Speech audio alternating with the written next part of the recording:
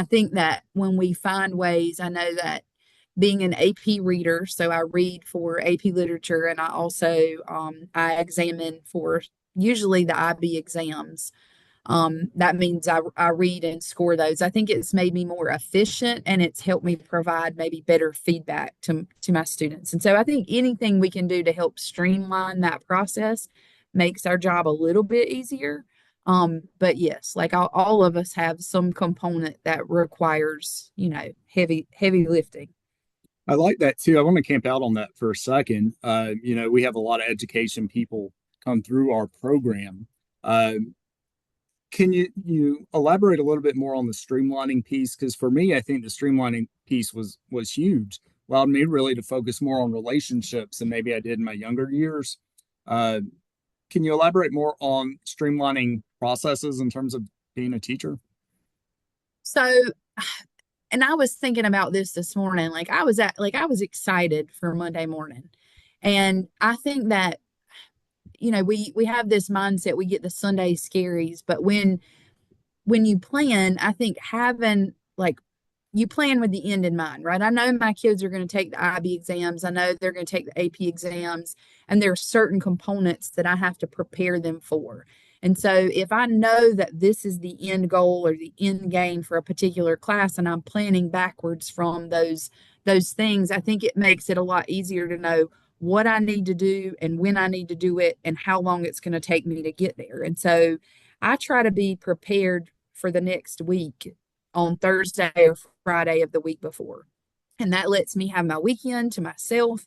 I try not to bring papers home over the weekend so that I can rest and relax and be ready to start the day fresh. And I also, like on Mondays, kids are going to be tired.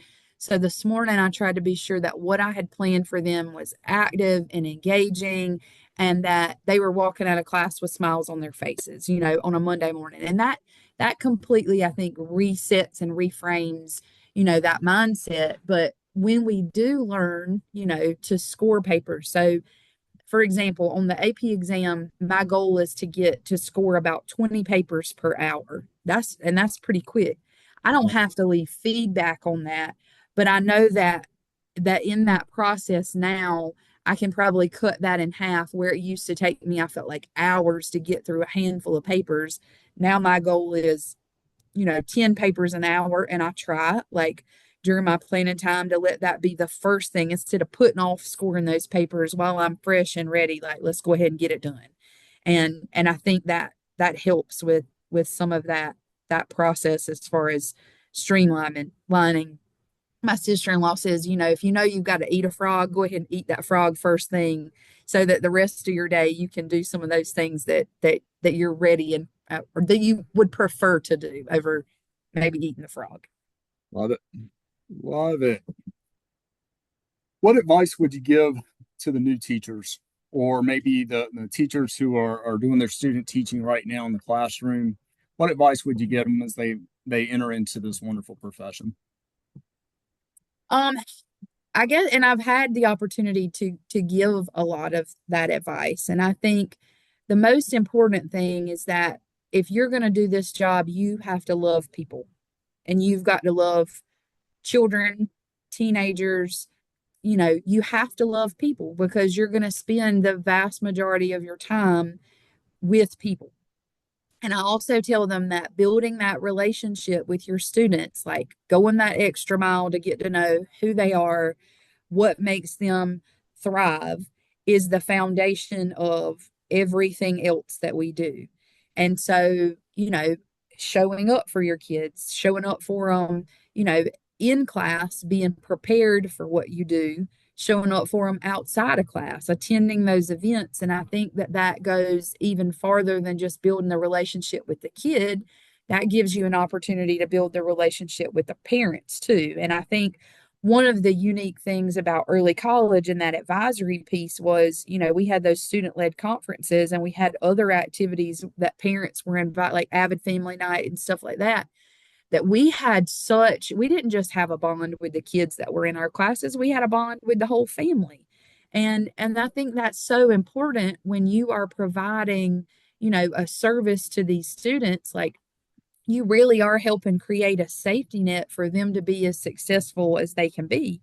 And I think sometimes people take that old adage like it takes a village to raise a child, but I think when you have those components, the teachers, the parents, the greater community, and the kids really feel surrounded and protected, like they're going to be a lot more successful. And so I always start with the relationship as the foundation of what we do. So that is my like biggest piece of advice to future teachers is that if you're not in it and willing to build those relationships, if you don't love people, this might not be the profession for you. Love it. Good advice. Never thought about how often you've probably given that answer, but it's probably been every time you've ever talked. Well, and like I said, I had an opportunity last year. I spent a lot of my time with teacher cadets.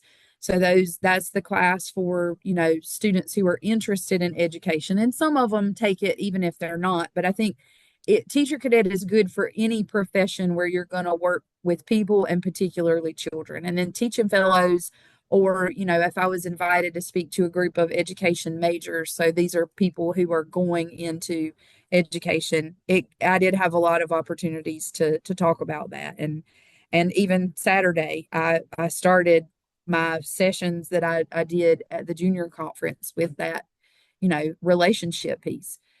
The way my classroom is set up not just to build for me to build relationships with my students, but for them to build relationships with each other because that safe classroom environment is necessary for students to grow to their fullest potential.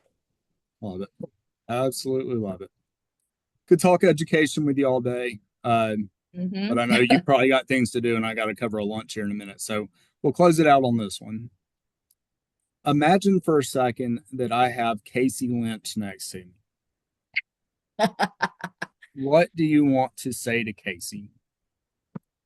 Oh man, I actually get a chance to talk to Casey pretty regularly. He stays in touch, and I will just say like when he got married a few years ago, we were invited to the wedding, and my husband, he was like, we're going all the way to like North Carolina, spending the night and attending this wedding. He said, "Are you sure they're even going to remember you?" And it was so funny. Like the reception was a sit down dinner, and we were seated with his aunts and uncles, and I think it was clear then just how impactful like those relationships we built were at early college, that we really were a family. And I think, he checks in and keeps me posted with what he's doing, and he teases me.